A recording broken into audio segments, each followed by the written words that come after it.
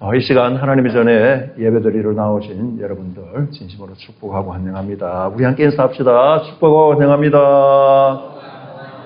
모든 것이 은혜입니다. 날씨가 너무 덥습니다. 오늘 조금 이제 기온이 떨어졌음에도 불구하고 참 쉽지 않는 시간을 우리가 살아가고 있습니다. 주신 말씀을 통하여서 인정받는 인생, 사랑받는 인생, 다른 부제로 인정받는 인생에서 사랑받은 인생으로 라는 제목으로 말씀을 나누고자 합니다. 지난 이제 몇 주간 우리는 시간의 의미를 좀 살펴보아드렸습니다. 우리 인생의 시간이 내 손으로 관리해서 의미를 만들어내는 나의 자산이 아니라 하나님께서 은혜로 맡기신 선물이다라는 것이죠. 그리고 이제 그것은 반드시 영원으로 연결되어져야 된다라는 사실입니다. 오늘 내가 이 시간 숨을 쉬며 살아가고 있는 것은 나에게 자격이 있어서가 아니라 포도원지기 되신 예수님께서 올해만 그대로 두소서라고 간구하신 은혜 때문이다라는 사실도 살펴보았습니다.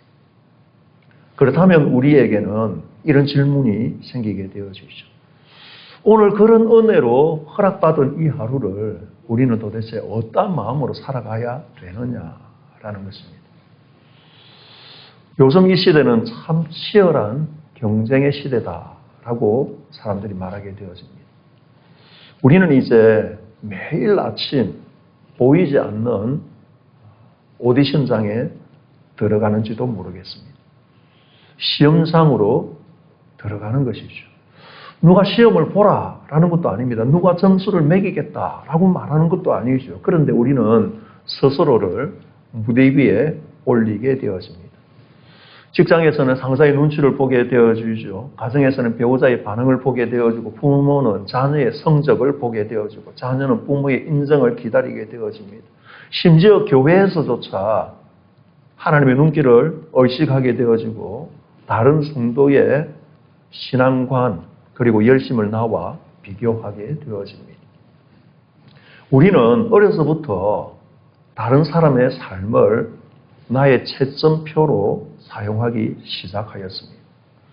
저 사람보다 내가 나은가? 나는 저 사람만큼 하고 있는가? 나는 그래서 괜찮은 사람인가? 이 질문이 끊임없이 우리를 괴롭히게 되어지죠. 오늘 이 본문은 바로 그 문제의 현장으로 우리를 이끌게 되어집니다. 1절은 그때 예수께서 성령에게 이끌려 마귀에게 시험을 받으러 광야로 가사라고 기록을 하고 있습니다.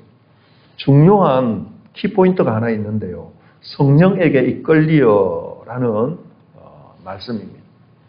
예수님이 길을 잘못 들어서 광야로 들어가신 것이 아니라는 것이죠.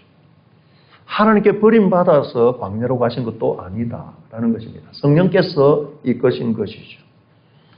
우리 인생의 광야로 들어서게 되어질 때에 우리는 주로 생각하는 것이 하나님이 나를 떠나셨는가 생각하게 되어지죠. 하나님이 나를 사랑하신다면 왜 이런 일이 일어나는 것일까? 하나님이 나와 분명히 함께 하심을 믿는데 나는 왜 이렇게 외로운가? 하나님이 그렇게 나를 인도하신다고 끊임없이 말씀하고 계심에도 불구하고 왜 앞이 이렇게 보이지 않는가? 우리는 광야에서 비로소 자신을 바라보게 되어집니다. 예수님은 하나님이시고 하나님의 아들이심에도 불구하고 광야로 들어가시는 것이죠. 사랑받는다고 해서 광야가 없는 것이 아니다라는 것입니다. 하나님이 함께 하신다고 해서 환란이 없는 것이 아니다라는 것이죠.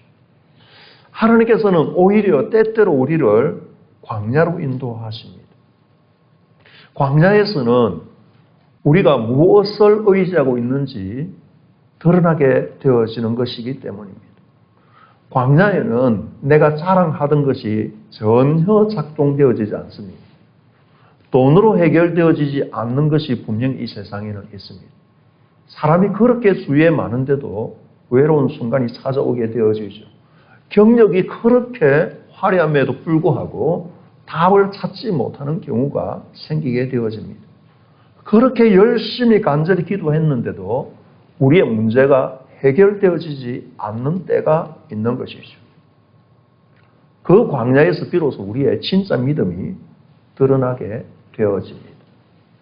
오늘 이 4장 1절을 시작하면서 그 전제가 하나 있는데요. 그것은 3장의 마지막 부분입니다. 3장의 마지막 부분을 보면 예수님께서 세례 요한에게 세례를 받으시게 되어지는 사건이 기록되어져 있습니다. 성령이 비둘기같이 임하시게 되어지고 하늘에서 성부 아버지 하나님의 소리가 들리게 되어지죠. 이는 내 사랑하는 자요, 내 기뻐하는 자, 내 사랑하는 아들이요, 내 기뻐하는 자다 라고 말씀하시게 되어집니다. 이 당시에 예수님은 공생애를 아직 시작하지 않으셨습니다. 병자를 고치시지도 않으셨고 귀신을 쫓아내지도 않으셨죠. 오병이어의 기적도 없었고 십자가를 지시지도 않으셨고 부활하지도 않으셨습니다. 그런데 하나님께서는 말씀하시기를 이는 내 사랑하는 아들이요 내 기뻐하는 자다 라고 말씀하십니다. 이 순서가 이 본문을 해석하게 되어지는 중요한 키가 되어집니다. 사랑이 먼저라는 것이죠. 사역이 그 다음입니다. 성과가 그 다음이고 열매가 그 다음이고 인정이 그 다음이다라는 것입니다. 하나님의 아들로 선언하심을 받고 난 이후에 예수님은 광야로 들어가셨습니다. 마귀가 등장하게 되어지고 40일을 줄이신 예수님을 향하여서 이 돌들로 떡덩이가 되게 하라. 너가 만일 하나님의 아들이어든 이 돌들로 명하여 떡덩이가 되게 하라. 이미 하나님께서는 사랑하는 아들로 선언하셨습니다. 그런데 마귀는 말하는 것이죠. 너가 만일 하나님의 아들이어든. 마귀는 하나님이 선포하신 이 사실에 대하여서 정면으로 공격하고 있습니다. 너가 하나님의 아들이라는 사실을 증명해 보아라 라고 말하고 있는 것이죠.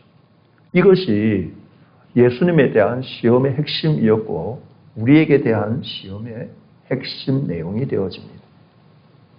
우리는 보통 시험이라고 하면 돈이라든지 성적인 유혹이라든지 분노라든지 이런 것들을 생각하게 되어지죠.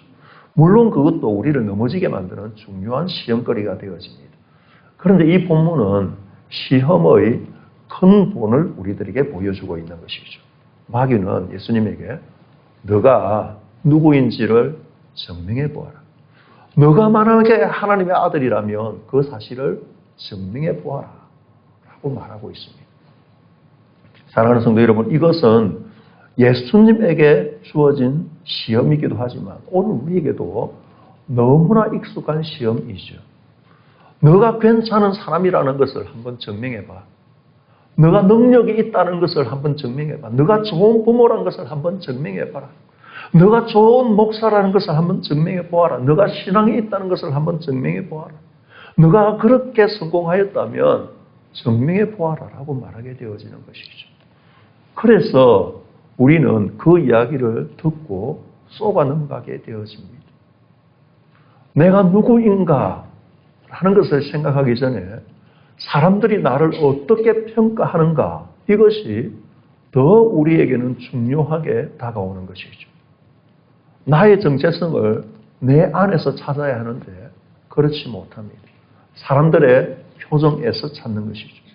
사람들이 나를 칭찬해주면 내가 꽤 괜찮은 사람인 것처럼 그렇게 생각이 되어집니다.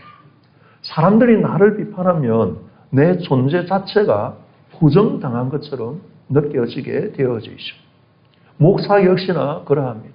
목사님 설교의 은혜를 받았습니다 라고 말하게 되어지면 내가 꽤 괜찮은 목사인 것처럼 생각이 되어지죠.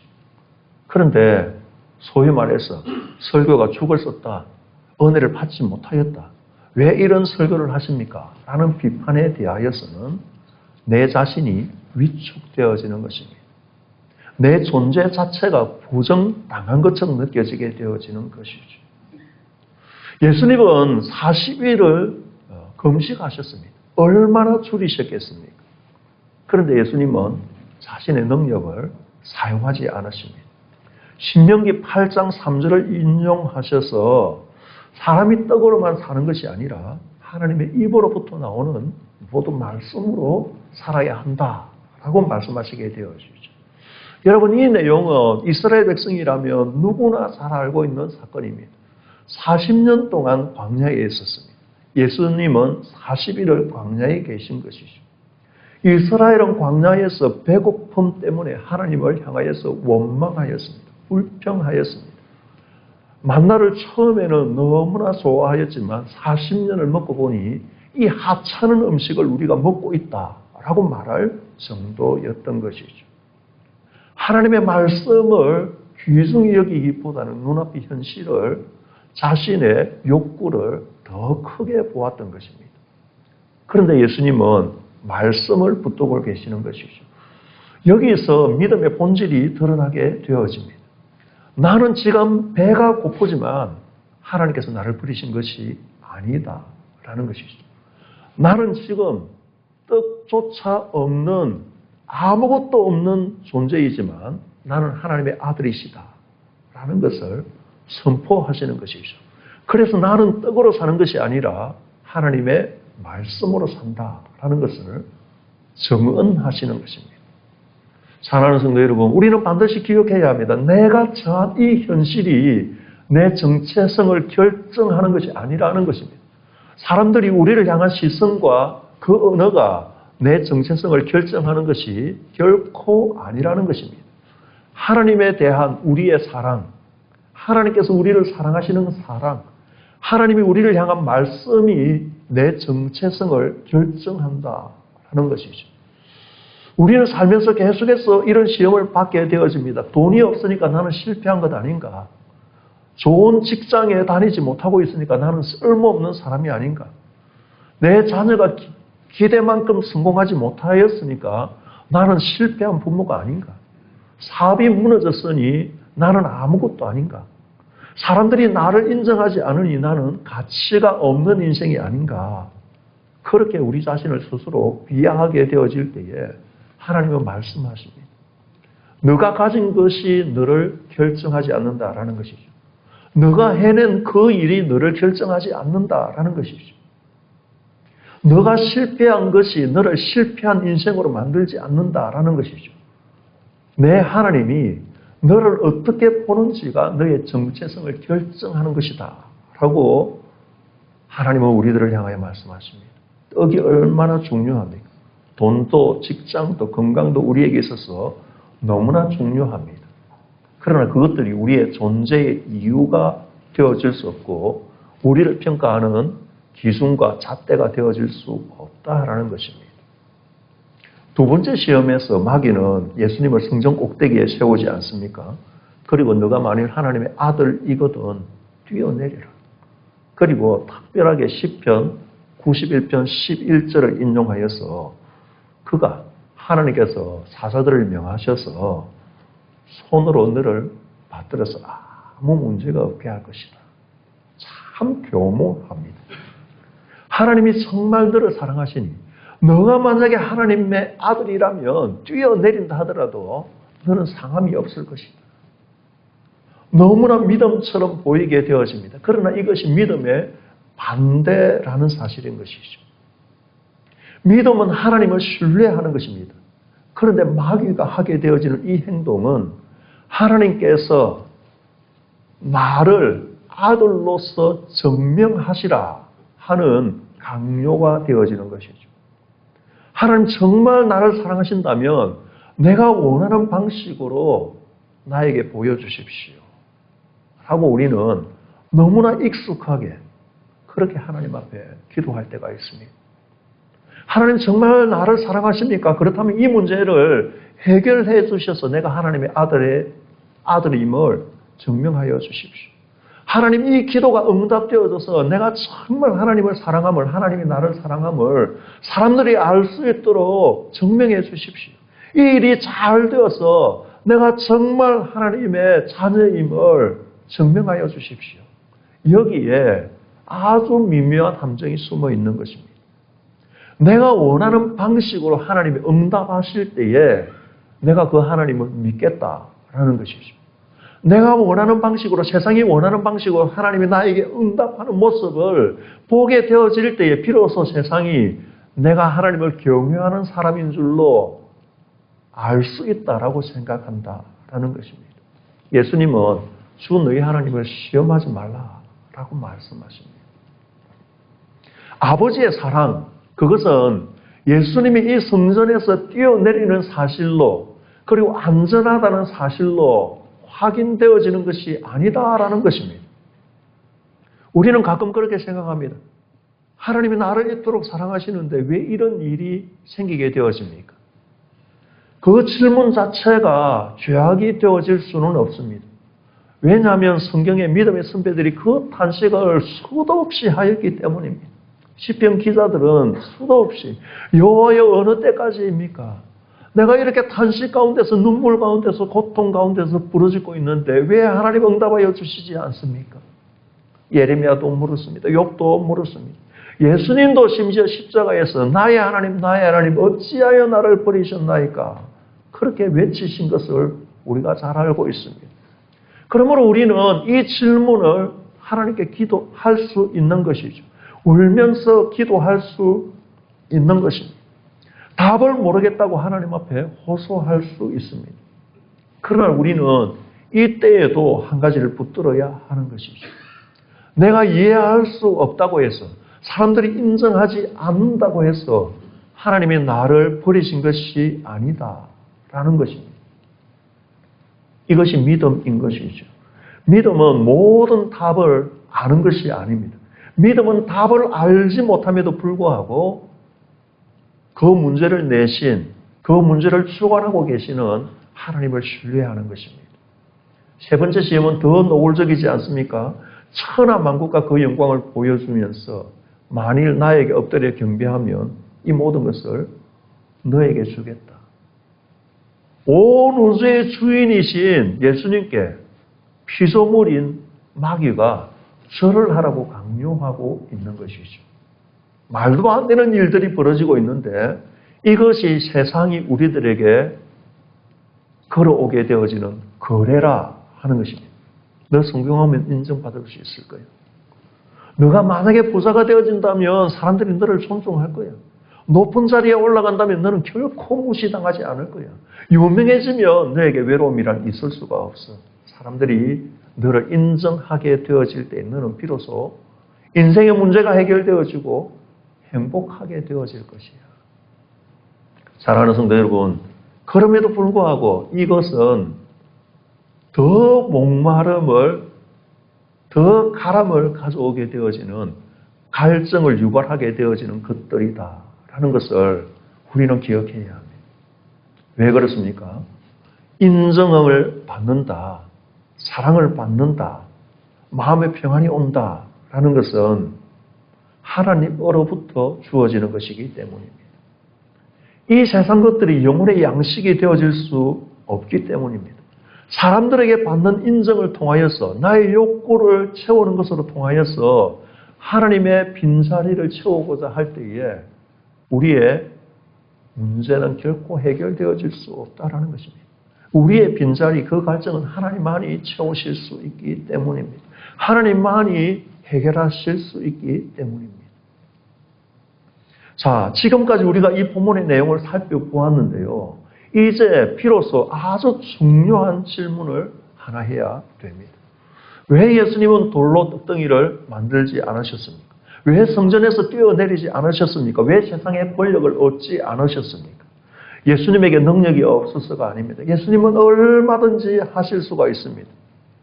그럼에도 불구하고 이렇게 하지 않으신 이유는 예수님께서 하나님의 아들이심을, 자신의 하나님 아들 되심을 증거하기 위하여서 하나님의 뜻을 벗어나지 않으셨다라는 것입니다. 이 시험이 십자가에서 다시 나타난다라는 사실을 우리는 잘 알고 있습니다.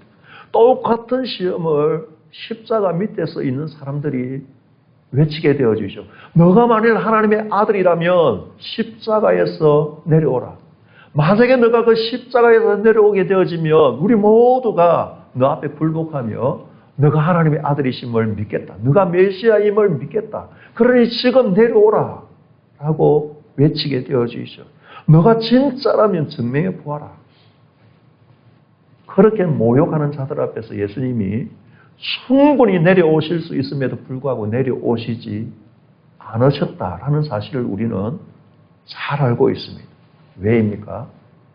하나님께서는 그 아들을 인간으로 이 땅에 보내셨고 예수님은 인간이심에도 불구하고 하나님이신데 그 하나님 되심을 증명하는 길이 아니라 우리를 구원하시는 길을 선택하셨기 때문입니다. 사람들에게 인정받는 것은 십자가에서 내려오는 것이었죠. 그러나 아버지의 사랑을 드러내는 것은 십자가에 머무는 것이었다라는 것입니다. 여러분, 세상은 끊임없이 말하게 되어집니다. 너가 누구인지 보여줘. 예수님은 그 질문에 대하여서 나는 아버지께서 나에게 맡기신 길을 간다 라고 대답하십니다. 너의 능력을 보여줘 라고 말하게 되어질 때에 나는 아버지의 뜻을 이루겠다 라고 말씀하시게 되어집니다.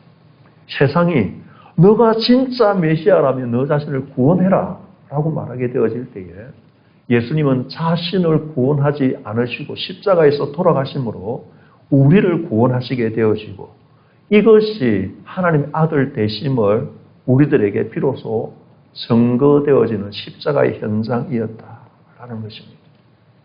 사랑하는 성도 여러분, 우리는 평생에 걸쳤어요. 내 인생의 증명서를 직접 쓰려고 노력합니다. 나는 괜찮은 사람입니다. 나는 성공했습니다. 나는 좋은 부모입니다. 나는 좋은 목사입니다. 나는 좋은 성도입니다. 나는 가치가 있는 사람입니다. 그것을 증명하기 위하여서 계속 인생의 노트를 써내려가게 되어지죠. 성과를 하나 추가하여 기록합니다. 경력을 하나 더 추가하여서 기록하게 되어지죠. 자격증을 하나 더 추가하게 되어지고 사람들의 칭찬을 하나 더 추가하게 되어지죠. 그런데 성경은 전혀 다른 이야기를 우리들에게 하는 것이죠. 십자가는 예수님의 위대하심을 증명하는 사건이기도 하지만 십자가는 하나님이 우리를 얼마나 사랑하시는가를 증명하신 사건입니다. 하나님께서는 말로서 사랑하신다라고 말하는 것이 아니라 십자가에서 보여주신 것이죠. 그래서 우리는 하나님의 사랑을 새롭게 증명하고 새롭게 만들어낼 필요가 없다라는 것입니다. 이미 우리에게 주어진 그 사랑을 믿는 것입니다. 이미 우리에게 주어진 그 구원을 붙드는 것입니다. 이미 우리에게 주어진 그 은혜 가운데서 살아가게 되어지는 것이죠. 그렇게 살아가게 되어질 때에 우리는 비교하지 않게 되어집니다. 사랑받은 사람은요, 다른 사람의 성공이 나의 실패가 아니다라는 사실을 분명히 인지하게 되어집니다. 그래서 누군가 성공하고 잘 되면 진심으로 축하합니다 라고 말할 수 있게 되어지죠. 왜냐하면 저 사람의 성공이 나의 성공을 빼앗고 나를 패배자로 만드는 것이 아니라는 것을 주님 안에서 알고 있기 때문이죠. 다른 사람이 나보다 좋은 평가를 받을 수 있고 좋은 위치에 올라갈 수 있습니다. 때로는 인간적으로 마음이 불편할 수 있습니다. 그러나 저 사람의 성공이, 저 사람이 인정받는 것이 나의 가치를 결코 빼앗을 수 없습니다. 라는 이 믿음의 고백이 우리를 하나님의 자녀로 살아가게 만드는 것입니다. 이것이 영적 성숙인 것이죠. 질투가 올라올 수밖에 없는 연약한 인생임에도 불구하고 그 순간에 주님의 십자가에서 흘리신 나를 향한 그 사랑을 기억하게 되어질 때에 비로소 내 존재의 가치가 저 사람으로 증명되어지는 것이 아니라 십자가에서 증명되어지기 때문입니다. 그래서 그 사람은 실패를 조금 다르게 바라보게 되어집니다. 실패하면 우리는 내 존재에 대하여서 판결하게 되어집니다. 나는 왜 이것밖에 안 되지? 나는 역시 안 돼. 그런데 성경은, 십자가는 우리들에게 그렇게 말하는 것이죠. 실패는 우리 인생에 있어서 사건이지 나의 정체성이 되어질 수 없다라는 것입니다. 실패할 수 있습니다. 그런데 실패한 사람이라는 것이 우리의 정체성이 되어질 수 없습니다. 사업에 실패할 수 있습니다. 시험에 떨어질 수 있습니다. 심지어 사랑에 실패하여 관계가 깨어질 수 있는데 실패자라고 이름 붙일 수 없다라는 것이죠. 자녀로 인하여 마음 아파할 수도 있습니다. 정말 주님의 일을 함에도 불구하고 기대처럼 되어질 때가 없을 수가 있습니다. 기도를 그렇게 열심히 하였는데, 헌신하였는데 원하였던 결과가 주어지지 않을 수도 있습니다. 그런데 그것이 나는 하나님께 사랑받지 못한 사람이다 라는 것을 증명하는 것이 결코 아니라는 것이죠. 오히려 믿음의 사람들의 모습을 보게 되어지면 실패한 자리에서 하나님의 사랑을 더욱더 깊이 알게 되어집니다. 내가 잘해서 사랑받는 것이 아니구나. 내가 성공해서 하나님께 나아가는 것이 아니구나. 내가 넘어져도 주님은 여전히 나를 사랑하시고 계시구나. 그래서 실패한 사람에게 더 열심히 해라 라는 말이 위로가 되어지는 것이 아니라 괜찮아. 이 실패가 너의 인생의 전부가 아니란다. 하나님은 너의 실패에 상관이 없이 너를 사랑하고 계신단다. 그리고 그 말은 넘어진 자에게 위로가 되어지는 말일 뿐만 아니라 넘어진 나에게 위로가 되어지는 성령님의 음성인 것이죠. 그래서 그 사람은 사람을 이용할 수 없는 사람이 되어집니다. 다른 표현으로 다른 사람을 비로소 사랑하게 되어지죠. 인정에 목마른 사람, 그 사람은 사람을 사랑할 수가 없습니다. 왜냐하면 그 대상을 사랑의 대상이 아니라 인정의 공급처로 바라보기 때문입니다. 이 사람이 나를 좋아할까? 이 사람이 정말 나를 인정하고 있는 것일까? 이 사람에게 내가 정말 중요한 것일까? 그렇게 생각하니 관계가 피곤해지는 것이죠. 상대방의 마음보다 상대방의 반응에 관심을 기울이게 되어집니다. 그런데 이 상대방의 상관이 없이 내가 하나님의 존귀한 자녀다. 하나님의 사랑을 받는 자녀다라는 사실이 마음속 깊이 자리 잡게 되어질 때에 상대방에게서 무언가를 받아내지 않아도 된다라는 결론에 도달하게 되어집니다. 그래서 먼저 줄 수 있는 것이죠. 그래서 먼저 사과할 수 있고 먼저 칭찬할 수 있는 것이죠. 먼저 섬길 수 있는 것이죠. 먼저 양보할 수 있는 것이죠. 내가 가지고 있는 것이 더 크기 때문입니다. 내가 이것을 주어서 손해를 본다 하더라도 내 존재 가치가 줄어드는 것이 아니라 더 커진다라는 사실을 비로소 알게 되어지기 때문입니다.